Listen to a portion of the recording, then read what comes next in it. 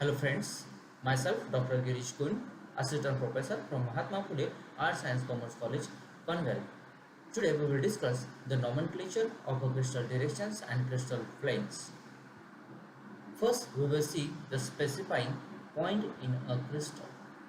Over here at the right side, one unit cell has been shown with the three crystallographic axes x in this direction, y in this direction and z in the upward direction, and with the unit cell having the corner points. Now in order to specify the point in a crystal, first of all we have to find out the distances of that point along the x-axis, y-axis, z-axis. So this is the first step, and the distances must be measured in terms of translation vector a bar, b bar and c bar. So once we get the distances in terms of a translation vector, the point is represented by 1/2 1 1/2, as its distance is a 1/2 a bar, 1 b bar and 1/2 c bar. So corresponding indices we have to consider to represent the point in a crystal, and that distances must be enclosed, or this number must be enclosed in a circular bracket. Similarly, for simple cubic cell, the atoms located at the corner. So the positions of the different corners has been specified over here. Like in a circular bracket, the atom is at origin must be represented by in circular bracket 0 0 0, and similarly other atoms we can represent. Or for the body centered cubic cell, the center atom over here, the center atom is located at 1/2 1/2 1/2 in circular bracket. Why? Because the body centered atom can have the distances along the x-axis, y-axis and z-axis is nothing but the 1/2 a bar, 1/2 b bar and 1/2 c bar. So that's why the corresponding indices, corresponding numbers will be 1/2 1/2 1/2, and that's supposed to be enclosed in a circular bracket. So in this way we can represent the certain point in a crystal. Now we will discuss the specifying direction in a crystal. To specify certain direction in a crystal, generally three indices enclosed in a closed bracket, which is a square bracket, and that indices must be u, v, w. So in this way we can represent the any direction in a crystal. So specifying direction is something different than the specifying point in terms of the square bracket has been used over here. So this is the difference between specifying point and specifying direction in a crystal. So again, to find out the direction in a crystal, we have to do the some steps. First of all, we have to find out the translation vector along the chosen direction, such that the tail is must be at origin. Find out the distance PQR traveled in terms of unit translation vectors A, B, C. So PQR will be the distances traveled in terms of unit vectors A, B, C.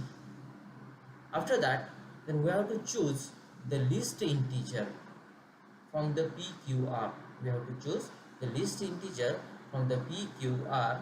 Like if the distances is 2A, 4B and 6C, so in that case least integers will be 1, 2, 3, so that the ratio u as to v as to w will be kept same as the p as to q as to r. So these indices u, v, w express the directions of the vector in a crystal. So then the direction will be written in a square bracket with the indices u, v, w, which is we have opted in this in the specified process.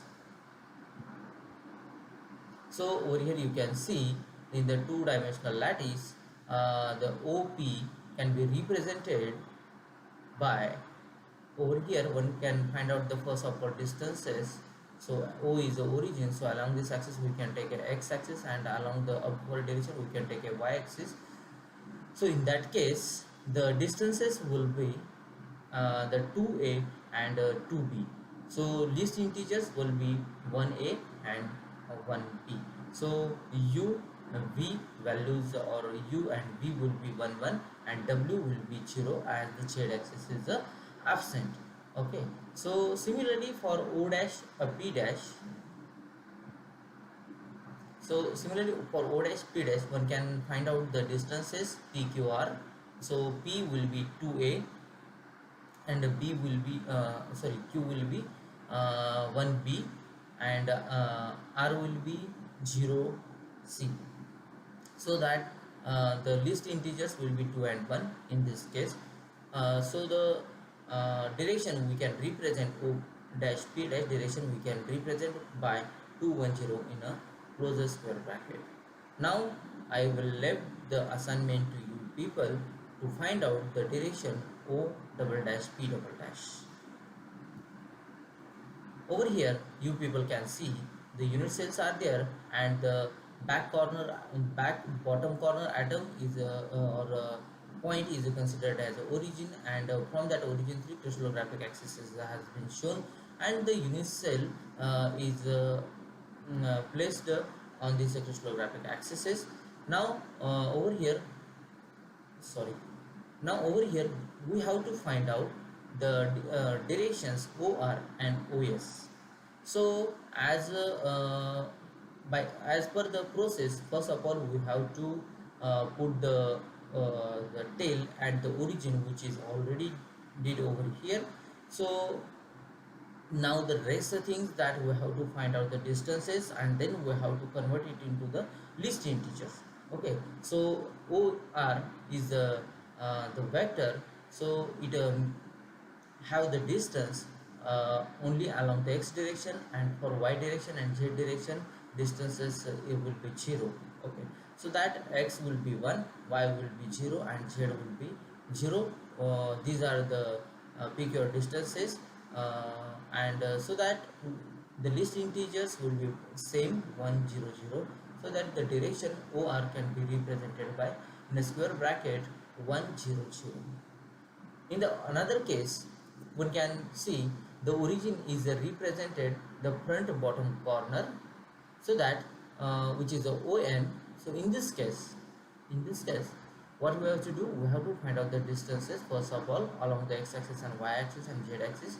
So as we know, the vector is in a backward direction, so that x-axis distance will be minus 1a, y-axis distance will be minus 1b, which is from over here to this direction. So minus 1b will be there, and x-axis distance will be minus 1a, and z will be 0c, so that minus 1 x is there, minus 1 distance along the y direction is there, and along the z direction it is a 0.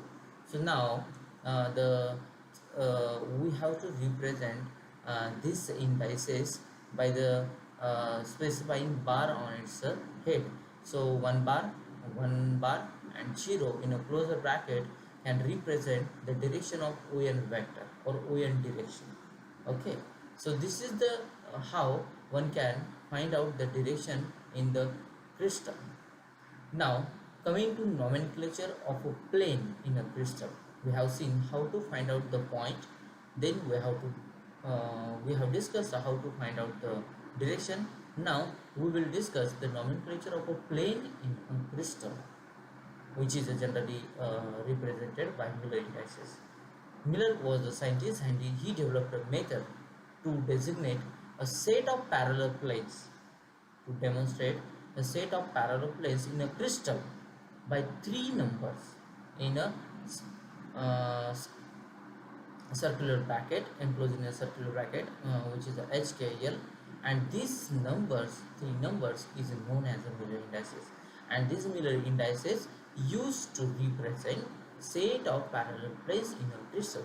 So if we consider this is a crystal, so one can see the horizontal planes are there, so one can consider this is a one set of parallel planes, or another the horizontal planes side is that.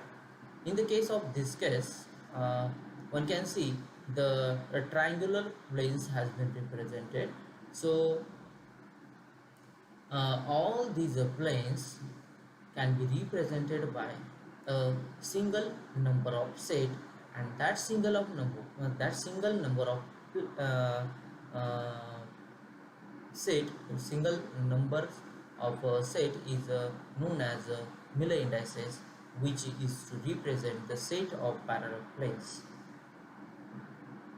So now we will see the steps to determine the Miller indices of a set of parallel planes, which is as follow. First of all, we have to consider the crystallographic axes x, y, z, which has been represented with their unit translation vector a to a, 3a, and then b, and then c along the z axis.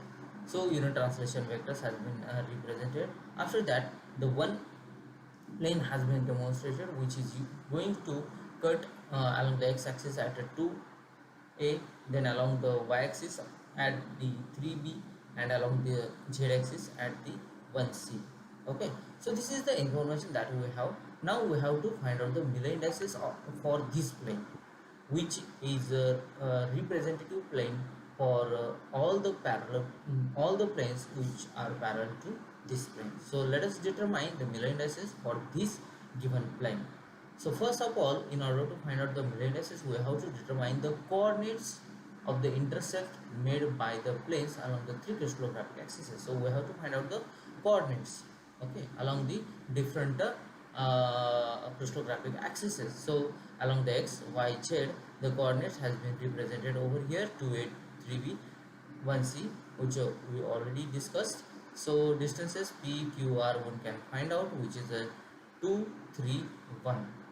So now we can express the intercept as a multiple of the unit cell dimension, as a multiple of ABC, or the lattice parameter along the axes. So after dividing the distances in terms of translation vectors by the unit cell dimension, that is ABC, we will get the coordinates, we will get the numbers 2, 3, 1. Now in the next next steps, we have to take the reciprocal of the obtained numbers. So the reciprocal of the 231 will be 1 upon 2, 1 upon 3, and 1 upon 1. Then we have to reduce this reciprocal to the integral number. We have to reduce this reciprocal numbers to the integral numbers. So how one can do that? By multiplying the least common multiplier to this number. So LCM is the one number.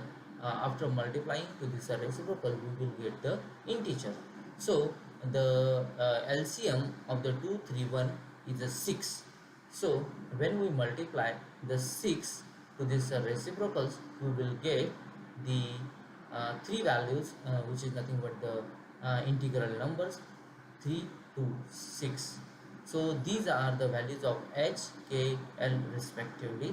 So one can enclose these three indices into the circular bracket. So the 3 to 6 enclosed in a circular bracket is nothing but the Miller indices of the given plane as shown over here. So this is the how one can find out the Miller indices. So now over here one can see the different planes has been shown, and corresponding Miller indices has been written on the different planes. Okay, so these Miller indices are the representative number set of numbers for all planes which are parallel to this plane. Okay, so how to so one can discuss how the Miller indices are obtained for the one particular plane, and then we will discuss about the others. So over here you can see this plane specifically intercept the y-axis only, and it is a parallel to z and x-axis. So as it is intercept will be for the y will be 1, then for the x and z, as it is parallel, So if we took the reciprocal of the three distances or intercept, we will get for x it will be 0 as 1 upon infinity, as this plane is parallel to x-axis, so it will never meet to the x-axis, so intercept will be infinity. Similarly for z-axis it will be infinity, so that 1 upon infinity will be 0, and for z also 1 upon infinity will be 0, and for y 1 upon 1 will be 1, so that the obtained and the LCM for the 0 1 0 is 1. So when we multiply that LCM to the these numbers, we will get the same number, and we have to enclose those numbers into the circular bracket. So 0 1 0 enclosed in a circular bracket will be the mirror indices for this given plane. Similarly, as this plane cuts the x and y axis, so intercept we will get a 1 1, and as it is a parallel to z axis, so intercept will be 0. So sorry, intercept will be infinity, so that its reciprocal will be 0. So that obtained in mirror indices will be 1 1 0. Similarly, over here, this plane measures the three crystallographic axes at unit distances. So that's why it can be represented. Its mirror indices can be represented by 1 1 in a enclosed in a circular bracket. So thus, for this, I mean the gray planes also one can find out the Miller indices, as this is a cut to the z-axis. So x and y Miller indices will be 0, whereas for z it will be 0. Sorry, for z it will be 1. So the Miller indices for this plane will be 0 0 1. For this, it is going to cut to the y-axis and parallel to the x-axis, similar to this one. So 0 1 0 will be the mirror indices of this plane. Coming to over here, this plane, one can see this plane is going to cut to the x-axis, sorry, y-axis and z-axis. So we have to consider the plane which is parallel to the this one. So one can consider the front plane rather than the back plane. So now one can find out the intercept. Now you people can see the front plane is parallel to z-axis and y-axis, so their mirror indices will be 0 0, and for x-axis it will be 1. So the mirror indices of this back plane as well as the front plane will be 1 0 0 enclosed in a circular bracket. Thus the mirror indices may be defined as the reciprocal of the intercept made by the plane on the three crystallographic axes when we reduce them to the smallest integer numbers. Okay. So over here the different planes have been given, and you people can find out the mirror indices for the given planes, and that will be the home assignment or homework to you people. Now what can be the intercept of HKL plane? So given ABC plane is a HKL plane, which is going to cut to the three crystallographic axes, or having the certain intercept on the three crystallographic axes. So we have to find out the distances OA, OB and OC along the three crystallographic axes, which is nothing but the intercept made by this HKL plane on the three crystallographic axes. So OA will be A upon H, OB will be B upon K, and OC will be C upon L. So you people can see OA is the ratio of is a unit translation vector and Miller indices. Similarly, OB is a ratio of its unit translation vector B and the ratio of Miller indices K. Similarly, OC. So the questions come in your mind, how this relation can be true or how this relation can become. So in order to prove this one, we will see the one example, and then it will be realized. So let us consider this given a plane ABC, and it having the intercept 3A, 4B and 2C along the three crystallographic axes x, y, z respectively. So reciprocal of this intercept will be 1 upon 3, 1 upon 4, 1 upon 2. So LCM of this intercept will be 12. So we have to after multiplying this intercept by the LCM, we will get the millennializes 436. So the millennializes of a ABC plane is a 436. So as per our earlier definition or our earlier formulas, OA, OB, OC in terms of unit translation vector and millennializes, one can write over here in the same way. So OA is A upon H, so H is nothing but the 4. So A upon H will be 0.25A. Similarly, OB 0.33B and OC will be 0.1666667C. So these numbers we will get, but the intercepts are not these having not these values. What the things that we are missing over here is nothing but the LCM, because this see, because you people know LCM is a common for all these ratios, right? So even though we have not considered this LCM, still this ratio becomes equal. If we multiply this ratios by the LCMs, still they will be having the same value. So that